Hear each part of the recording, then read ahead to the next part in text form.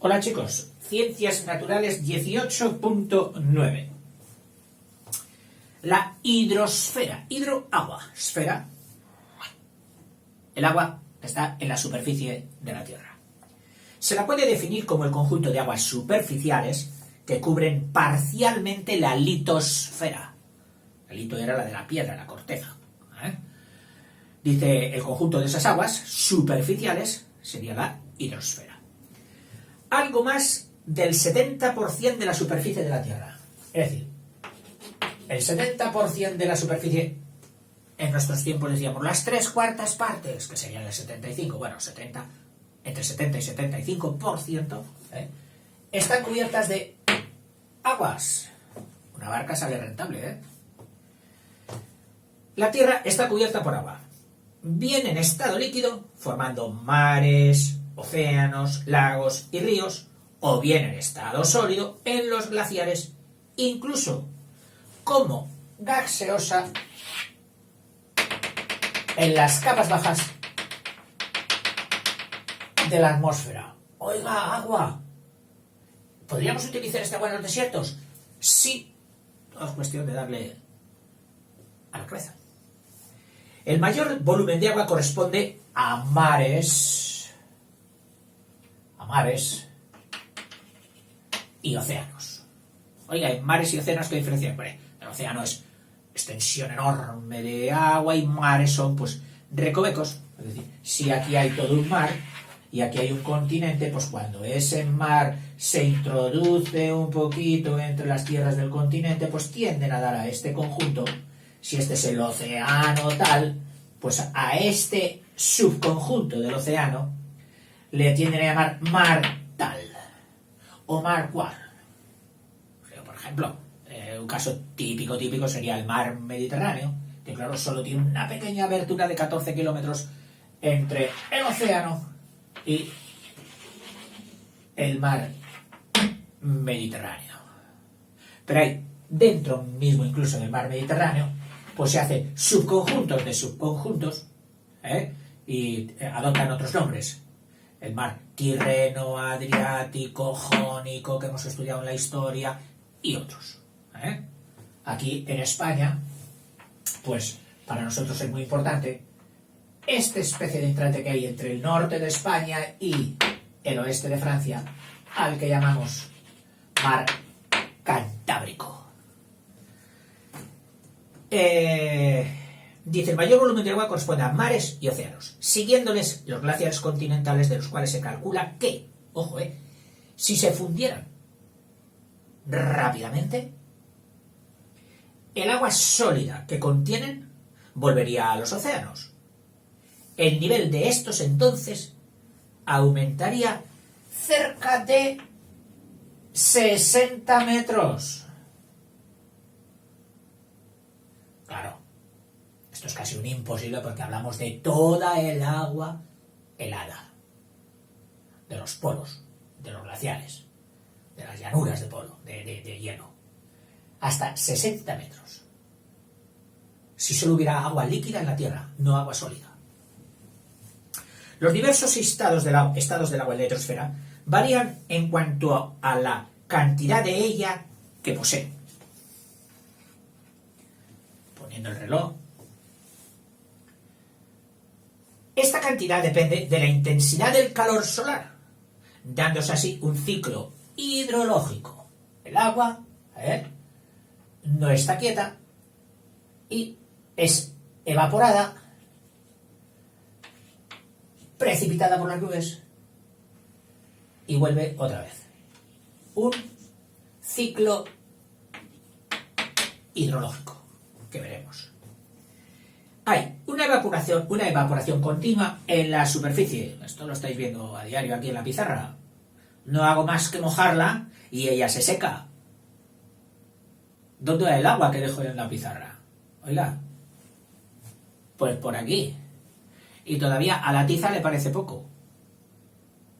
Porque si tuviera un poquito más, ella, que es hidrópica, que coge agua, tendría un grado de humedad que me permitiría a mí irla gastando, dejando partículas de ella pegadas a la pizarra. Pero cuando no hay suficiente humedad, hago así y resbala. Está dura. Un poquito de humedad la pone más blanda. Por eso te voy a enseñar mi invento. No te rías. Un bote de crema de doble fondo. En el fondo he puesto agua. Un poquito de agua. Y entonces, en el fondo de arriba, dejo las tizas. No se mojan, pero el agua que hay en el fondo, por los agujeritos, tipo colador, que he hecho, sale vapor. Y ese vapor es atrapado por las tizas. Y se queda con él. Continuamente está saliendo vapor. ¿De dónde? Pues hasta de nosotros mismos. De nuestra piel. Si la mirásemos con un microscopio, veríamos incluso hasta las gotitas de agua salientes de los poros. ¿Y cómo se van? Evaporando. Gracias a eso, mantenemos nuestra temperatura. Porque claro, el metabolismo está produciendo calor. Las células quemando, las mitocondrias. Nos abrasaríamos por la acumulación de calor. Entonces, necesitamos expulsar calor. ¿Cómo? Pues mira, decimos aparte del agua, sal por ese porito y como necesitarás evaporarte, necesitarás calor. Y ese calor me lo vas a robar a mí. Y al robarme calor me dejas frío. Me enfrías. Lo mismo que un radiador de un coche libera calor hacia el medio ambiente del exceso que se produciría en el interior y que fastidiaría las piezas del motor. Nosotros también nos fastidiaríamos. Si tapas los poros con un poquito de crema o grasa, te empieza a arder todo. ¿No lo soportas? La muerte del enterramiento de aquellos bárbaros que enterraban a las personas hasta aquí no es depresión de la tierra, es por calor. Su propio cuerpo, o sea, se mueren cocidos en su propio calor. ¡Qué bárbaros!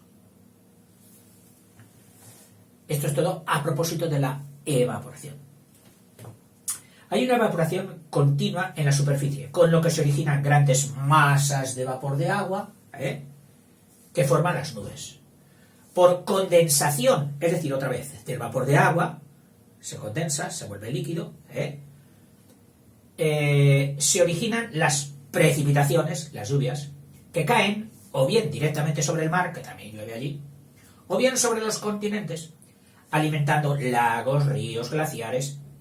Parte se infiltra, se sume, se mete en el suelo para dar las aguas subterráneas que, claro, al final, o bien saliendo en fuentes, aflorando, o bien directamente al mar. No es raro en playas que estés nadando, ¡ay, qué fría el agua está aquí! Y te sales corriendo de ese corrillo de agua fría. Es que hay manantiales de tierra que salen por ahí al mar. Claro, viene fría ese agua, más que la superficial del mar que ha sido calentada por el sol. Y a veces incluso se ven irisaciones, como así, lucecitas tipo cabritillo, en el agua, que es de los movimientos de mezcla del agua fría con el agua caliente, que deben ser complicados. Es fácil comprobar que el agua que se calienta y se enfría, es fácil comprobar que el agua se calienta y se enfría menos rápidamente que los materiales rocosos de la superficie terrestre. Tú coge una piedra y un vaso de agua y caliéntalos a los dos hasta una temperatura, hasta 25 grados. Forma de medir la temperatura en la piedra, tienes que apañarte para ello, pero que sepas que esa piedra está a 25 grados. Y el agua del vaso también a 25 grados, más fácil de medir. Pues al cabo de un rato, si la temperatura exterior es menos de 25, habrán soltado calor. Bueno, tú imagínate que la temperatura exterior fuera 18. Al cabo de muy poco tiempo, la piedra habrá bajado de los 25, se va a los 20, incluso se ha puesto a temperatura ambiente, 18, cosa que al agua le cuesta mucho más tiempo. ¿Por qué? Porque el agua tenía más calor que la piedra. A la piedra, para calentarla a 25 grados, solo le dimos, voy a hacer 100 calorías. Pero para calentar ese vaso de agua que tenía el mismo volumen que la piedra, de 18 a 25, le he tenido que dar muchas más calorías. Se podrían calcular si supiéramos, o si dijéramos el volumen exacto del agua. O sea que el agua admite más calor en su cuerpo. Y con más calor se eleva menos su grado. Para elevar el grado, que es el nivel del calor dentro de un cuerpo, eso es la temperatura, el nivel de calor en un cuerpo, para elevar el nivel hay que meterle muchas más calorías. O sea, tú calentarías una piedra con 2 cerillas. Pero para calentar el agua de volumen igual al de la piedra, o incluso de masa igual al de la piedra, a la misma temperatura no necesitarías 2 cerillas, a lo mejor necesitabas 10 cerillas. Esto en física lo tienes explicado en lo que se llama el calor específico o especial de cada sustancia. Se debe a que el agua tiene características térmicas especiales que la hacen comportarse como un regulador de la temperatura superficial de la Tierra. Es decir, donde la Tierra no tiene agua, esto se calienta rápidamente y se enfría rápidamente. En las zonas donde hay agua, entonces, como el agua se calienta más lentamente y se enfría también más rápidamente, hace que las corrientes de aire que están en contacto con el agua roben calor al agua y lo lleven a tierra. Y cuando aquí estaban pasando un frío del demonio, aquí decían, no, oye, pues aquí tenemos tal temperatura. Y dicen enseguida, claro, como estás al lado del mar, como estás al lado del lago. Y tú piensas, bueno, ¿y qué tendrá que ver? Porque el mar suelta calor cuando la tierra está más fría que el agua. Y luego, al revés, cuando en verano aquí se estén cociendo, ¡oh, qué calor, qué calor! Entonces, el agua suelta aire más templado, más frío, y lo lleva aquí a la costa. Y dicen, oye, pues aquí es muy agradable, aquí mira, 22 grados, aquí 35. Continental, clima marítimo, clima oceánico. Extremo. Perdón, oceánico no, el extremo es este. Porque pasa de frío extremo en invierno a enorme calor en verano. Ojo, ya no hablo de las cimas de las montañas, porque las cimas de las montañas tienen otro factor, que es el de la altura, que también interviene mucho en la temperatura. Allí ya hace frío siempre.